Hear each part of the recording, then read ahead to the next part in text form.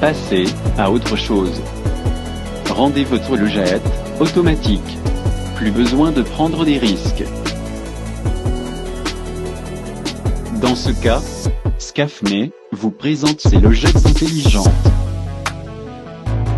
Elle garantit la protection de vos appareils contre les mauvaises qualités du courant. Soyez en sécurité. Plus besoin d'aller faire des ponts des phases dans vos logettes, car elles s'exécutent automatiquement grâce à la logette intelligente. Une fois que vous placez ce dispositif, dénommé Pompeball, votre logette sera automatisée et vous n'aurez plus à prendre le danger d'aller faire des manœuvres dans votre logette électrique. Notre adresse, Limité 10e rue quartier résidentiel, à 100 mètres de l'UDPS. Scafme, toujours à votre service.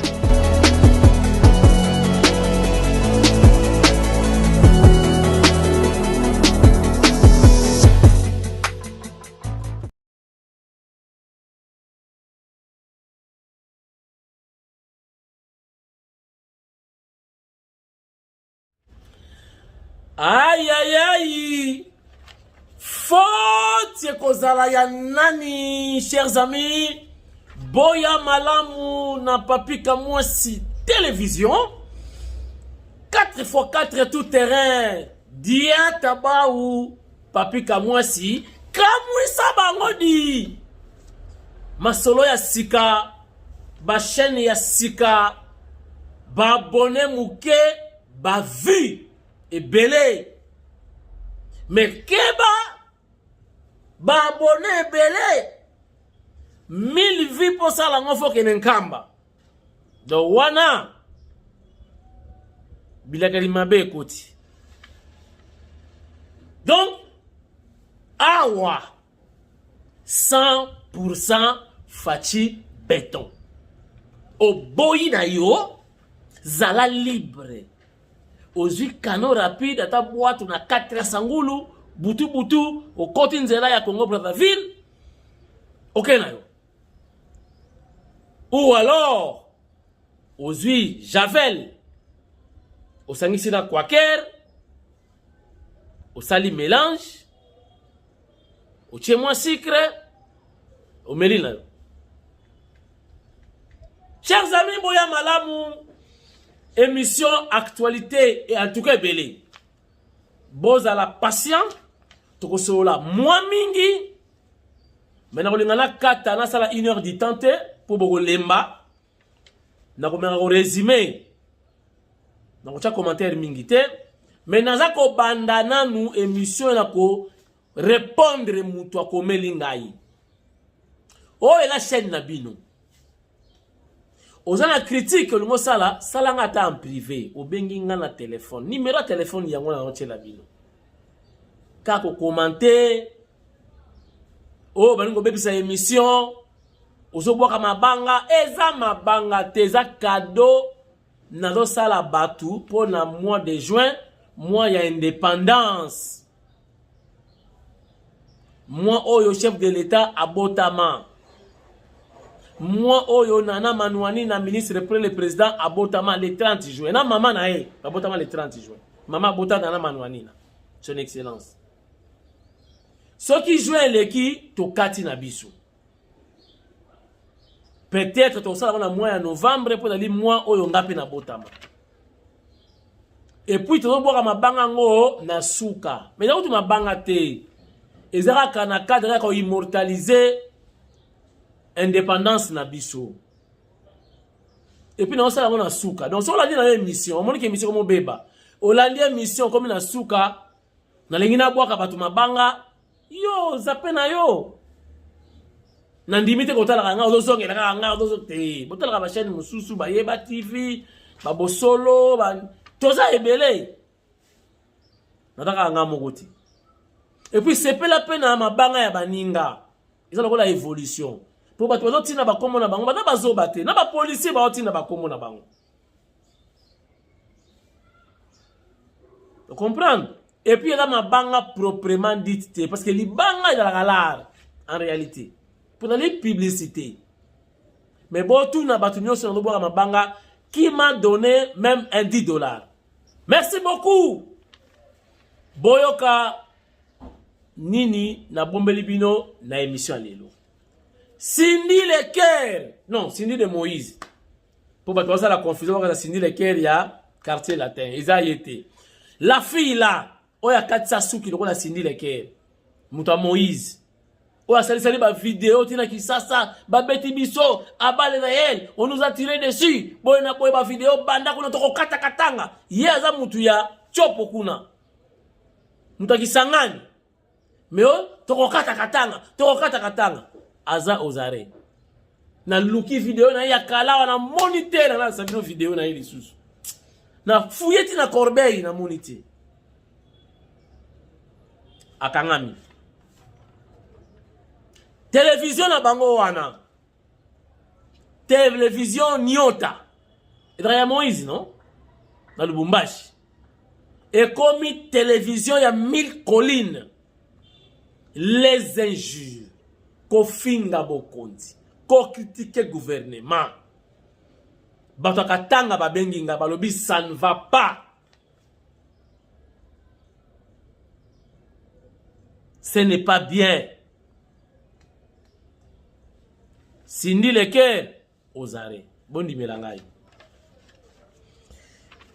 Masasi ebeti butu ya lelo na quartier Golf. Toujours na Katanga. Quartier wana banumbi, banani, ba grand prêtre ya Katanga, ville na bango Gombe na bango Nekuna. De 23h à 0h. La butu ya lelo. Batu balali malamu te. Mais na tongo awa certainement ba enquête au salama baye ba ebeti wapi parce que kuna ba konzi baza kuna presque baza na bagarde, ba policier na porte le pang. Certainement faut pas dans la information, mais ça c'est beti wapi. Et raison de la nini toti katan natan pena kosenga na VPM ministre intérieur ba officier ya la police na Katanga la plupart 80% ya ba officier ya la police baza ba originaire ya Katanga boye bisanga ba ko dénoncer ba criminel bako dénoncer bato basala ba trouble kuna ndenge nini bo panza bango ba mususu bakena kasumbalesa kuna Katanga do ba mususu bakene pena na Kasai ba mususu bakene na Kinkosi Luidi ba mususu bakene kuna Kota Bashilele, bamusuma kena Mayombe, bamusuba ya Kinshasa, bamususu bakende na Chikapa, bamusuba ke kuna na Mweneditu. Bo panza bango. Musala izo salama bien mingi te, ba officier mingi ya Katanga ya la police, baza ba originaire. Et na armée, même na la police, ils ala ndenge wanati. Chers amis, ba pesi ba mutu kombo ba officier opposant. Comment un officier y a la police à cause de la opposant y a gouvernement. Et pourtant kolia na ye, kolata na ye, soin na ye, ya bana na ye, na ya ba parents na ye, si boye ba ngoti. Donc soki mwana na komi soda. Yeba ke na prise en charge ko obeli l'état en charge ya yo papa na yo maman. Bon, la charge au l'État. À la place de servir l'État, certains, je dis bien, là je précise, certains officiers, des officiers opposants du pouvoir. Est-ce que ça l'a? Est-ce que ça l'a? VPM, l'Andela Makabou. Chers amis, Makabou Tali, les affaires. Ba investissement Namboka. Il y a ce qu'on appelle climat des affaires qui existe. Parce que affairiste, Moutou a ba capitaux na ye, a ba moyens na ye, a ba millions na ye. Donc avant aya ko investir na mboka moko boye quelconque, na Congo kakate.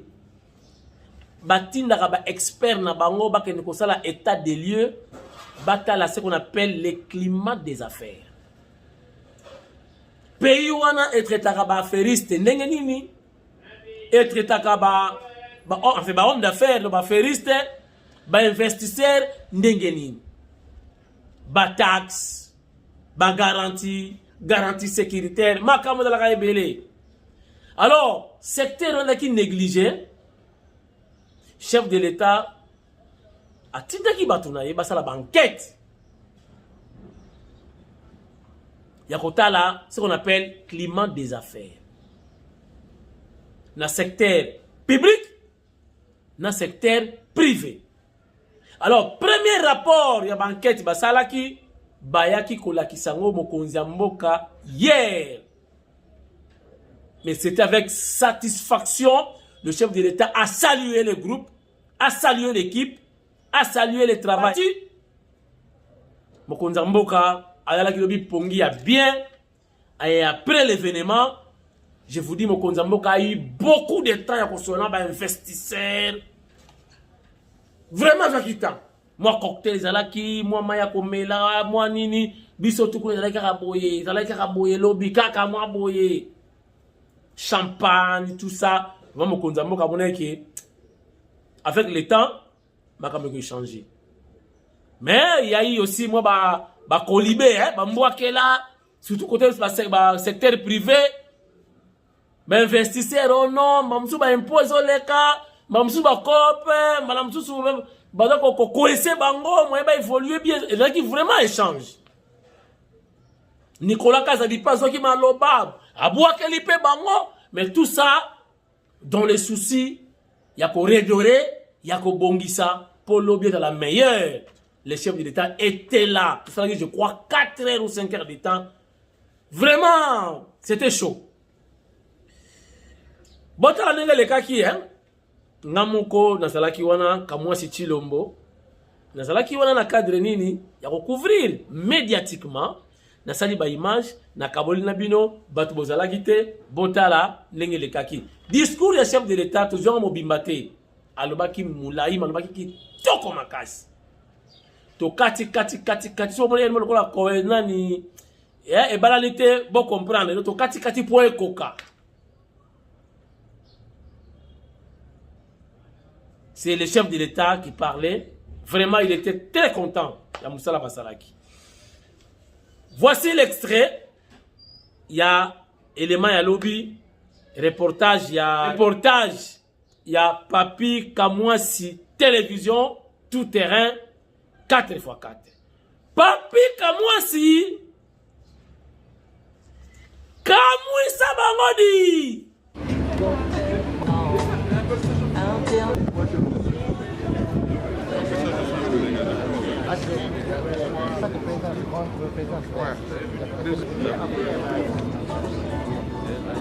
Ayant abouti au rapport de la première édition du BNCA.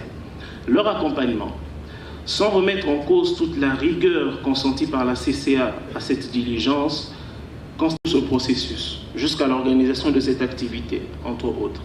La FEC, la Copemeco, Vodacom Congo, Robank et Glencore. Je dis merci pour le temps et l'engagement pour les privés.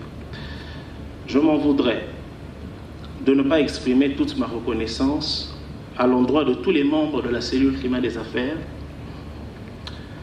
alors tous et sans exception de véritables héros dans l'ombre, et je tiens sincèrement à vous remercier, mes chers collaborateurs. De la cible de cette enquête et de remonter leurs diverses préoccupations au niveau des organes décisionnels, essentiellement le gouvernement que j'ai l'honneur de conduire.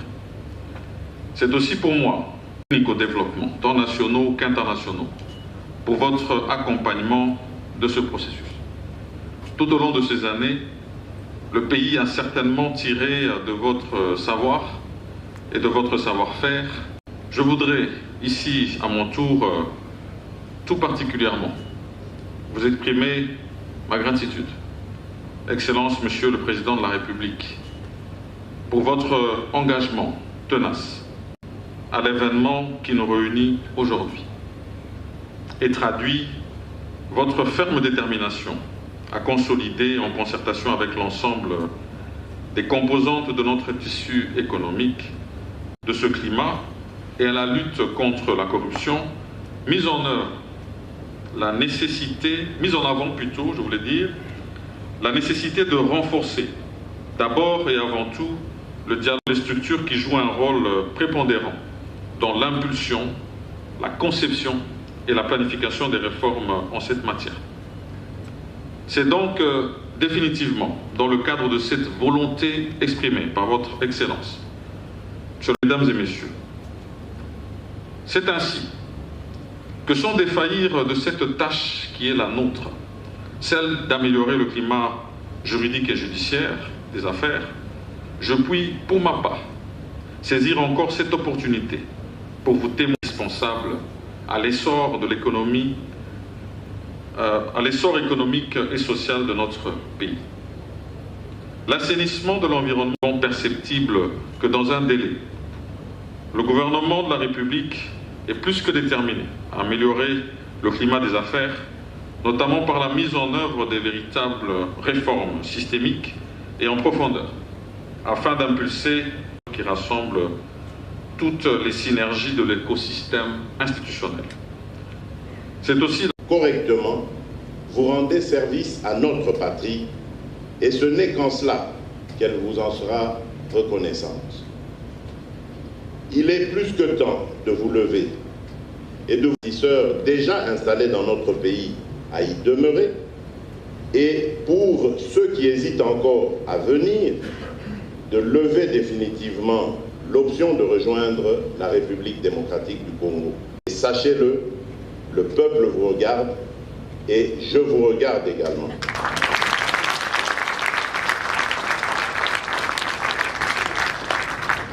Et de redorer l'image écornée de notre pays dans votre institution pour en faire la nouvelle vitrine de l'amélioration du climat des affaires. C'est pour cela que la République vous a engagé et vous paye. Vous lui êtes redevable.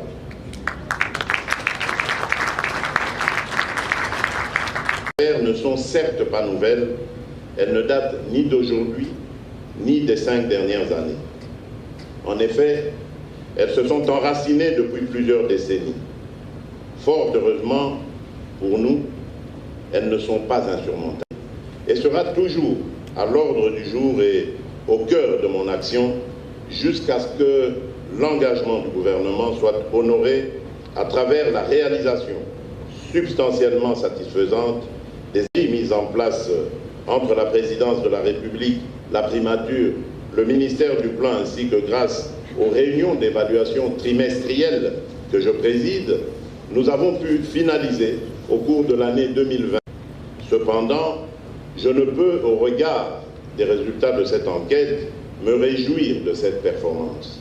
Les défis qui restent à relever nous exigent à demeurer proactifs et en alerte aux chefs d'entreprise et opérateurs économiques pour leur contribution sans relâche à la croissance économique de notre grand et beau pays, de ce contexte peu ou prou difficile.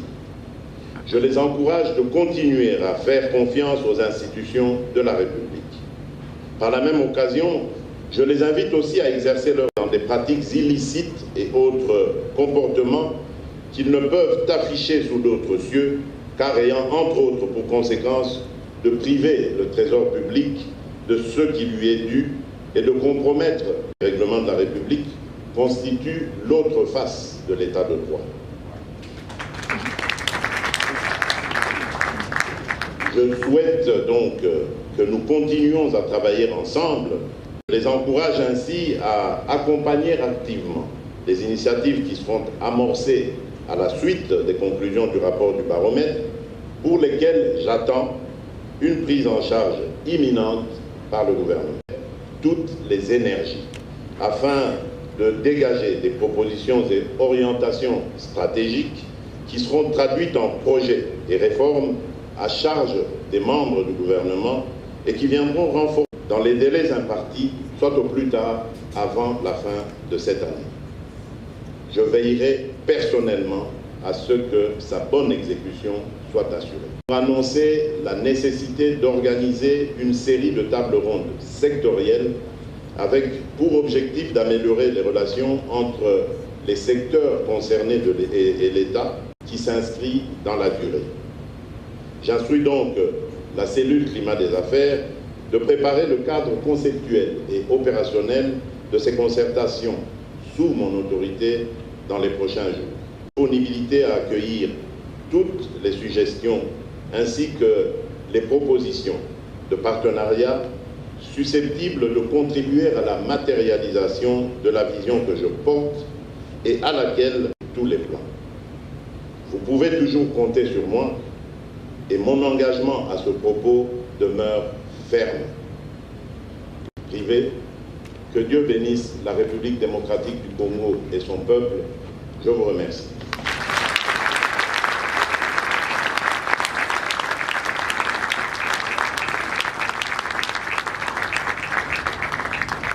Voilà, nous sommes de retour sur ce plateau.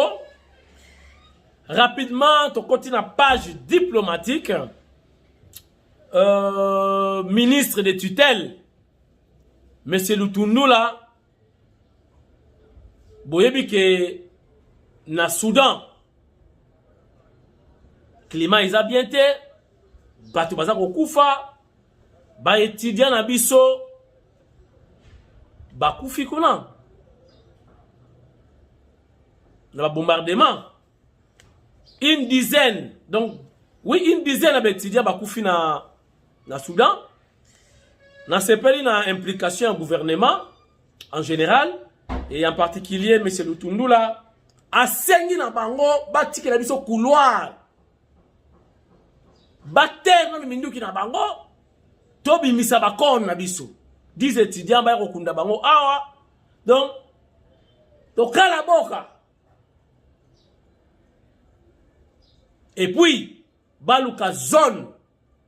Il y a évacuation, ba créer zone moko ba évacuer, ba étudiants ba tikali ba musu ba blessé, na ba congolais o ba ndimi kozonga na mboka.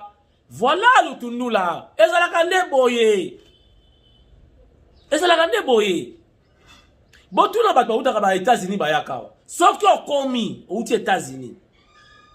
Okomi na Congo. Oza congolais d'origine, mais okoma américain. Sauf que okomi kaka tango yo zo koma opesi adresse na yo ata ovonaka na Sangamamba. Déjà na États-Unis, comment dirais-je, na ambassade basi ba côté déjà na système.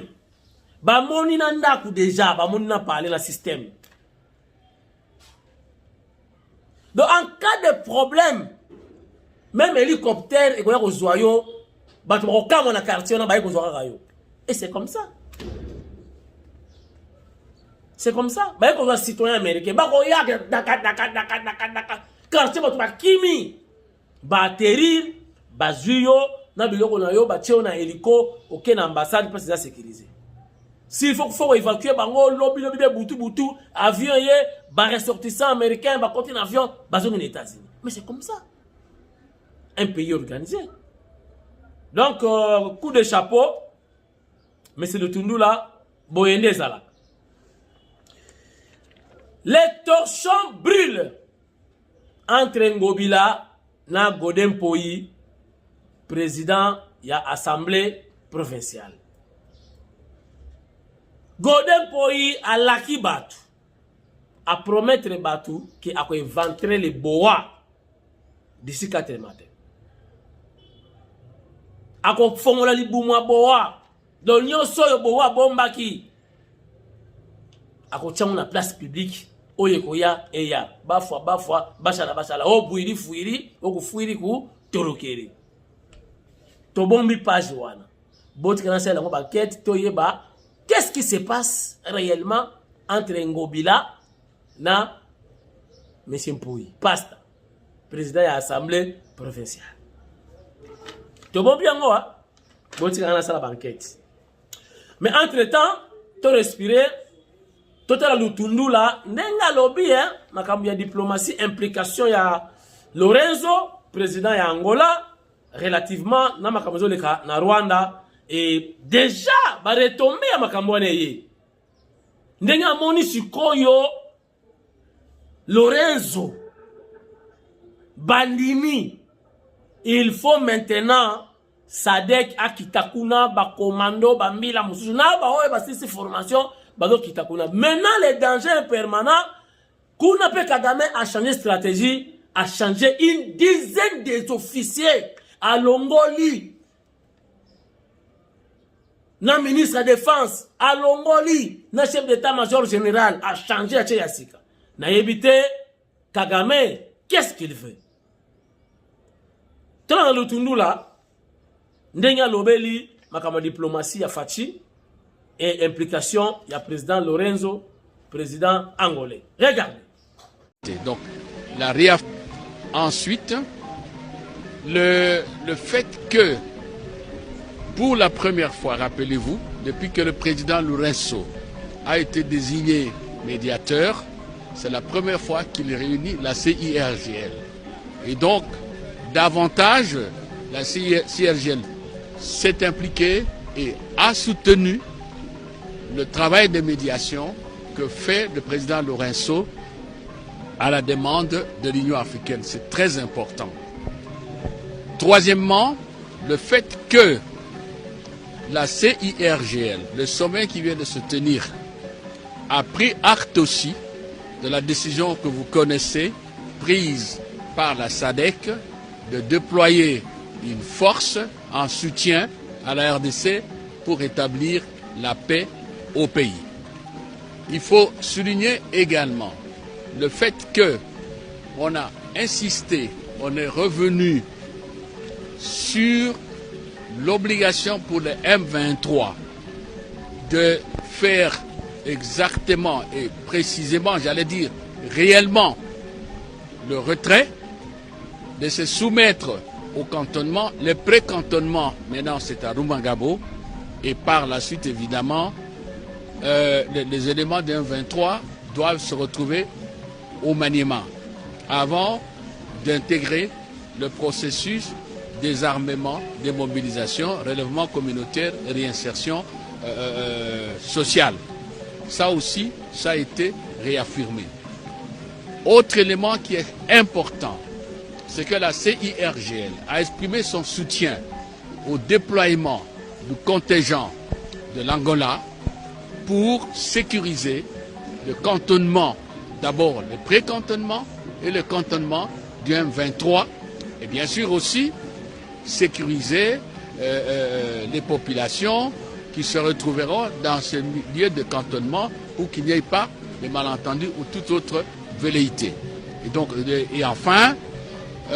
Voilà, chers amis, nous sommes de retour. Côté à Moïse, côté ensemble, bandi ko dénoncer balobi Félix Antoine Tshisekedi Tshilombo, son excellence, le président de la République, chef de l'État, a commis dictateur. Selon Papa Moïse. Mukebai, Mukamate, Daniel Isafu, Tula Mwisigizaka, Cindy Leker, Ozare, Ndi, Cindy de Moïse, Ozare, Mukebai, Ozare, Safu, Tula Mwisigizaka, Epenge, Ozare. Epenga beti journaliste coup, donc coup volontaire, donc Zolozi n'a pas saliboui. Donc Zolozi n'a pas ya journaliste et beti boui. Azo wangana, tala journaliste makila, Epenge. Ngana yebisa kabino, oyo ba yebingai balanda be mission nga balakala. Ngabo pousser Fachi à comme dictateur te. Malgré Congo, pour étambola bien. Pour Congo étambola bien, faut attendre minimum ya dictature. Donc dictature ou bien la démocratie à l'africaine. Voilà, tout bien en Ningwan. Tala, à l'époque il y a un musée. Batbazonga qui m'a dit à laquelle les Batbazonga il a droit car après un film bois. Boyebi non. Donc film mutango bandaki awa batutu bakomaki donc ba receveur ba koti na kati ba chauffeur du deuxième bande de sili pour na moi film non bosaka na fati mingi kofinga mokonzi kofinga ko humilier ye ba propos moko donc diffamatoire non asa quand même master na bisote asa master na biso ata mokolo moko te futu ba kopesa muntu taper respect c'est possible lobby yo pe comme président c'est possible siko soki oh yo sala moninga lelo ba sali yango lobby est-ce qu'on soit pongi d'abord pour là mais en tout cas à mon avis ça c'est une dictature justice kaka alors ça ande musana ye par rapport ya makambo yo moko za koloba o yo moko za koluka et ça la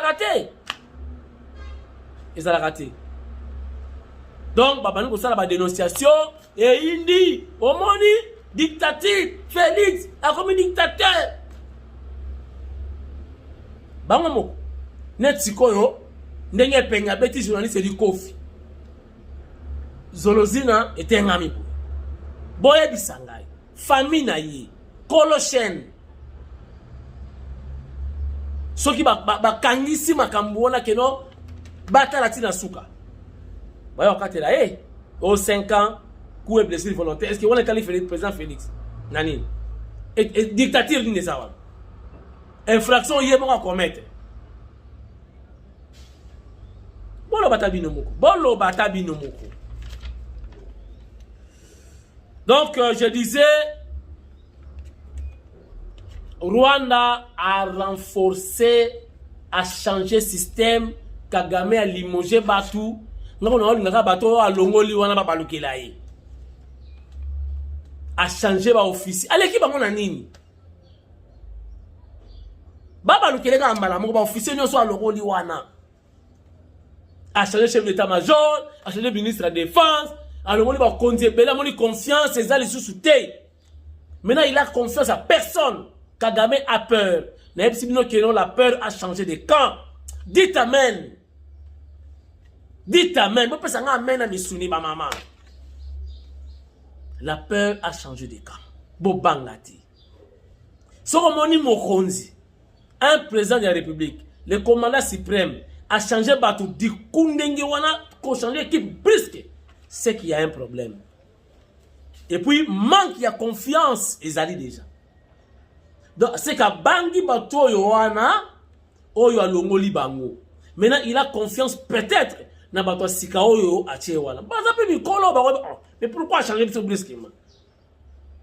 Ah! Ils ont makam. Boza la calme. Makamezoya. Makamezoya Nanzela. Toko fêter lobby.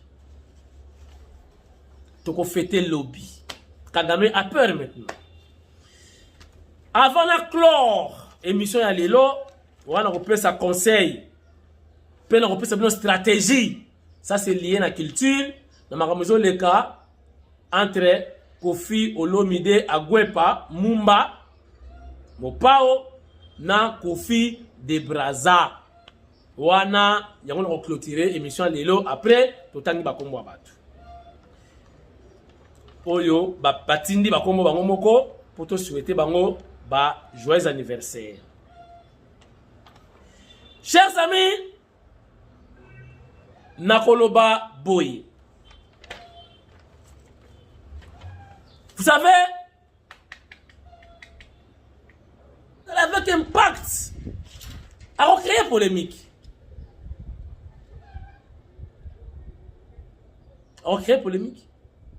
Parce qu'en réalité, Kofi de Braza a utilisé comme Kofi de Braza banda lelo tiye zokoya bako kangaye te. Parce que comme on a yé Agwepa Mumba alias Kofi Olomide te. Kofi Olomide non, tout ça Kofi de Braza. Kofi c'est un nom commun. Ba Kofi Braza est belé même et dans l'ango nom commun. Na yebi te naka ya Kofi à Braza. Ce qui est dans la moko. Mais Kofi, en principe, on dit Kofi de Braza. parce que ba Kofi pe ya Angola ba kozala ba Kofi ya Mali ba kozala d'abord no wana prénom wana Kofi eza ya awa te eza ba Malien ba Sénégalais donc et puis na moni ma be moko type wana sala kate pona contre Kofi Olomide au contraire aza ko imiter ye ba geste na ye abina kaka lokola Kofi abeta ka guitare na ye lokola Kofi kuta sala ka promotion ya Kofi parce que soko zo imiter mutu déjà là ba œuvre mutu asala akena na été ko interpréter banzembo ba betango na studio asala na ba live donc et puis azana ba moyen lokola Kofi te Kofi la déjà patron pourquoi ko landaka jeune wana zo sala kutoner na yo ngape na landaka ye mais ngana yebi Kofi ninga zalaka ba okanga jeune wana te. Je crois Kofi a un concert dans Brazzaville. Il a créé polémique. Après, il a quitté Brazza. Et beaucoup de gens ont plein. Ils ont ndenge alingaka. À mon avis, c'est comme ça. Voilà, chers amis. Tout comme un moment où tu as souhaité bandeko bado comme la biso ba joyeux anniversaire. Ils ont libéré, c'est pour un temps. Ce qui va tangi comme ndeko yo pe yo ka pe moins 5 ans. Madame Suna novembre pe to kotanga bandeko botama na mois de novembre eza mabeti le 6 juin Elgra Miandabu le 6 juin azawapi to ebite bakomeli biso kwaka le 6 juin Elgra Miandabu Elgra yobotama le 6 juin donc joyeux anniversaire. Et où tu pas il y a papi comme moi si les conseillers indépendants du chef de l'État sans ordonnance, sans salaire. Paul Mubikai 5 étoiles na Windhoek na Namibie. Na Namibie. Mubikai Paul 5 étoiles na Windhoek. Joyeux anniversaire, Ndekonangai, Yayo, Yangowana. Charlie, na France, abotama le 30 juin, je crois que c'est maman Charlie. Charlie, c'est aussi prénom ya maman Nanga. Maman Nanga, c'est Charlotte. Mundonga, il a perdu ma salutation, mais en tout cas, Charlie, maman Charlie, na France, abotama le 30 juin, Ndenge Morona, son excellence, Nana Manouanina. Biso to souhaité yo to tombelio mbotama elamu ya indépendance. Robert Ngoma abotama le 29 juin. Ngoma Robert, merci na message na yo tomoni yango. Louison Jomonga abotami le 12 juin. Merci na Louison Jomonga. Message na yo et comme libiso. Ale Kanza le 21 juin na Durban na Afrique du Sud. Obaki si ba sobriqué musu belé et compliqué biso pour Nathan to katika ka to comme normal. Alain Kanza Alain le 21 juin na Durban donc joyeux anniversaire. Oyezali je crois yon moi na soda. Non, en France, na France. Iverneli Kuela, yabotami le 12 juin na France, na Strasbourg. Donc, maman naye atindi message oyo bon dans la France, Iverneli. Donc, la moni hiver ezakuna. Donc, Iverneli Kuela, le 12 juin na France, joyeux anniversaire de la part de Papi Kamwasi, le conseiller indépendant du chef de l'État. Sans ordonnance, sans salaire. Exaucé Lusang Somola. Lusang, Lusang Somola. Exaucé. Le 24 juin. Donc, joyeux anniversaire. Exaucé Lusang Somola. Voilà, le 24 juin. Donc, joyeux anniversaire, tu as anticipé pour message avant. Jipika Mulamba. Muta Jipika Mulamba. Mulamba Jipika Yabotami le 13 juin, mais alors on séjourné dans les États-Unis d'Amérique. Donc Jipika Mulamba le 13 juin. Et na suka na ba message tozui Mama Kimpwanza. Yep na donc le 30 juin pour l'indépendance. Kimpwanza tout bakidi. Mama Kimpwanza Léonie. Le 30 juin. Vous avez mboka nini H. Na monité. Donc Maman Léonie Kimpwanza. Le 30 juin. Voilà ba message de commande biso ya mwana. Oyoki kombote kumisa nzambe po obabwaki ba komo na bango badaka bandeko na yo. Donc, va représenter peu Bino Kaka. Merci beaucoup. Totika la soudé, Totika la zen, beau soutenir chaîne Oyo, ngape na ko soutenir Bino na lingaka Bino ya liwa. Pour ceux qui Bino bozate na disparaître na ngai. Nazande ko na Bino, bosali sangai, botala ka be mission na ngai, ceux qui ba critique ezali, to bengani pembeni, boka komelinga kuna, omoni babwaki siyo na chaîne siko uti namoni ipene kufa ipene te ipene kufa te ipene ezali siko tala na ba commentaire nyonso nana critiquer nga yo moko kaka eza pe normal, c'est la démocratie. Na yambi yango mais si monter la commentaire nanga na remercier yo parce que tu as eu quand même le temps de suivre les Oba de Kamwasi. C'est-à-dire, vous avez eu le temps de me suivre jusqu'à la fin. Et puis tu as commenté. En plus, merci Seigneur. Même Jésus-Christ, tu peux, critiquer qui est, boire qu'il y a un soyi, mais là qui sauveur, moi en ensemble. Mais moi c'est l'inga audio, alobi Kamwasi. Nazo mona oza sérieux. Nakati nanga nazo mona oza sérieux Kamwasi. Mais mon a trop biloko apôtre Jacques Chilombo.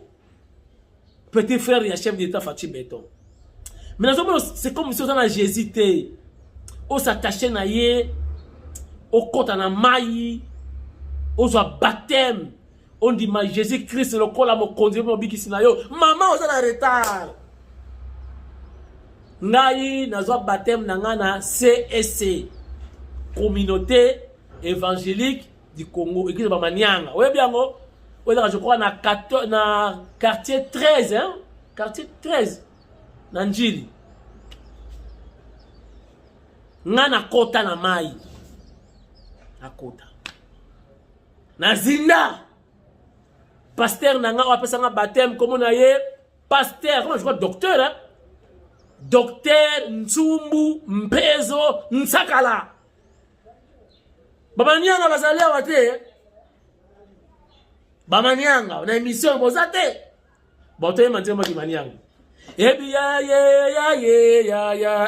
ya o biya ya e. Voilà. Donc ngana zali yo kamera baka manyanga voisine ngakona zinsembo.